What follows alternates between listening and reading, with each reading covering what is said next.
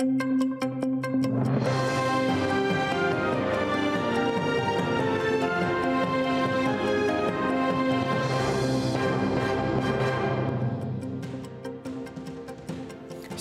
година. Час новин на ТР. Ви дивитеся «Заман». 26 лютого 1460 день анексії Криму. Студія Скандер Маметов.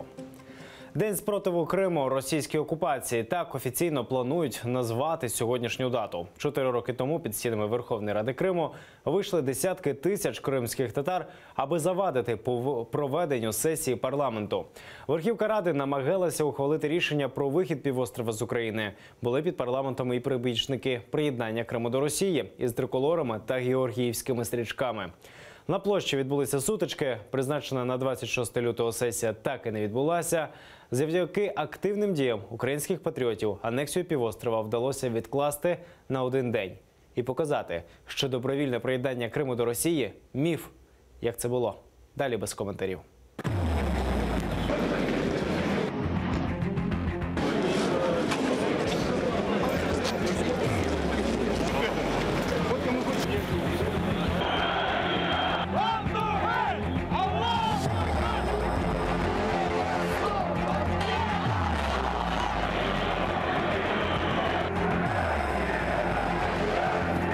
У нас нет сепаратистских лозунгов сегодня, успокойтесь, пожалуйста, все нормально. Потому что Крым сегодня это автономная республика Крым, она в составе Украины находится.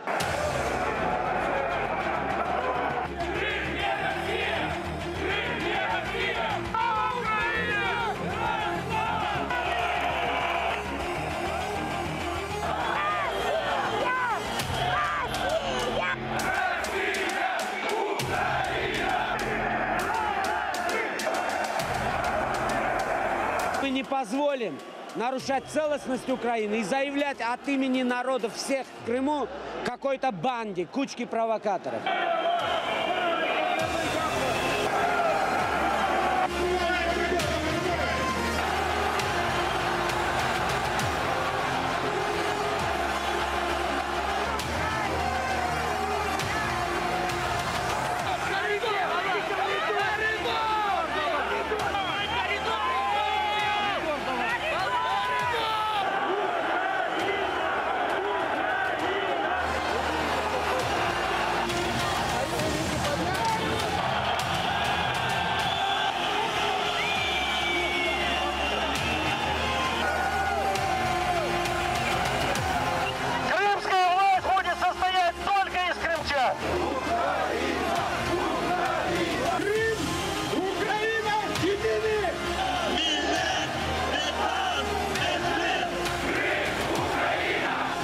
И будем всегда.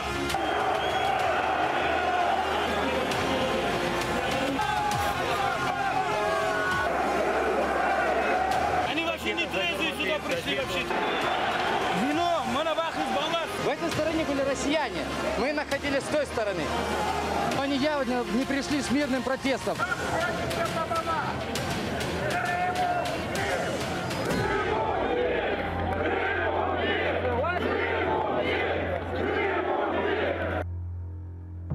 Чотири роки окупації Криму – тема міжнародного форуму, який сьогодні відбувається у Києві. Експерти, українські та закордонні політики протягом дня обговорювали стан справи з правами людини на окупованому півострові, а також шляхи деокупації. Найефективніший, вважає голова Меджлісу Рефат Чубаров, переформатування кримської автономії і посилення міжнародних санкцій проти Росії. Які сьогодні прийняті по відношенню до Росії, вони є достатніми для того, щоб в якійсь мірі зупинити російську агресію проти України, але вони є вкрай недостатніми для того, щоб змусити Росію повернутися в межі міжнародного права.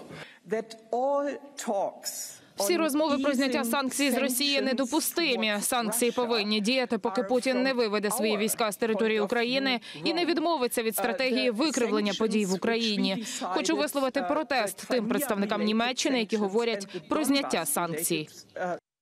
Повернення Криму триватиме менше 4 років. Такі прогнози зробили експерти на круглому столі у Києві. Вони упевнені, процес повернення Криму вже запущений. Щоб його прискорити, Тема Криму має постійно лунати в українських ЗМІ. Про півострів треба нагадувати також закордонним партнерам. Правозахисники і журналісти переконані, що зібрані, передані до суду ООН факти порушення прав людини у Криму будуть тим важелем, що змусить Кремль сісти за стіл перемовин і прискорить повернення півострову Україні. Урахуванням історичних, економічних і внутрішньополітичних обставин нам залишилося менше часу бачити Крим і Донбас під окупацією, ніж вже пройшло. Об'єктивні передумови для процесу дезінтеграції Росії і одночасного з ним, і внаслідок цього повернення Україною своїх територій під контроль, він вже запущений. И, например, Соединенные Штаты Америки, как лидирующие государства мирового, сегодня они все будут для того, чтобы восстановить тот мировой порядок, то есть то положение, которое было до 2014 года. Із лікарні до колонії українського політв'язня Олександра Кольченка із медзакладу повернули до виправної колонії у Челябинському Копейську. У лікарні бранець провів 10 днів. Медики поставили діагноз аритмія. Про погіршення стану та критичну втрату ваги Олександра Кольченка неодноразово заявляла мати бранця. Генконсульство України в Росії звернулося до виправного закладу провести обстеження бранця. Як повідомила російська правозахисниця Тетяна Щур, нині Кольченко почувається дещо ліпше, однак морально стан тяжкий, на бранця повсякчас тиснуть співробітники колонії. Чувствовалось, что он находится под давлением, потому что говорил очень осторожно, у него настороженное состояние. Чувствовал, что с ним проводятся беседы оперативными сотрудниками. Очень надеялся на то, что будут приняты меры по его выдаче обратно на Украину. Олександра Кольченка затримали у Криму у травні 14-го. Разом із Олегом Сенцовим окупанти звинуватили їх в організації терактів на півострові. У 2015-му його незаконно засудили до 10 років ув'язнення, Олега Сенцова – до 20 років колонії суворого режиму. Обидва бранці Кремля звинувачення відкидають. Україна почала 3-річне членство у Раді ООН з прав людини. Про це на своїй сторінці у Твіттер повідомив президент України Петро Порошенко і зазначив, пріоритетом України буде захист прав людини, зокрема в окупованих Росією Криму та на Донбасі. Третя річниця вбивства російського політика Бориса Нємцова. У російських містах відбулися акції пам'яті опозиціонера. Тисячі людей вийшли на вулиці Москви, Санкт-Петербурга та ще близько 3 десятків російських міст. У столиці пройшлися від Пушкінської площі по Страсному бульвару до проспекту Академіка Сахарова. Таким самим маршрутом, як і 2 попередні роки. Більшість людей були з портретами та цитатами опозиціонера та плакатами з написами «Хто замовив Нємцова?». А серед російських прапорів та прапорів тамтешніх партій у ході можна було помітити і українські та кримсько-татарські стяги. Я знал его лично, Бориса. Это был энергичный, честный и очень сильный человек.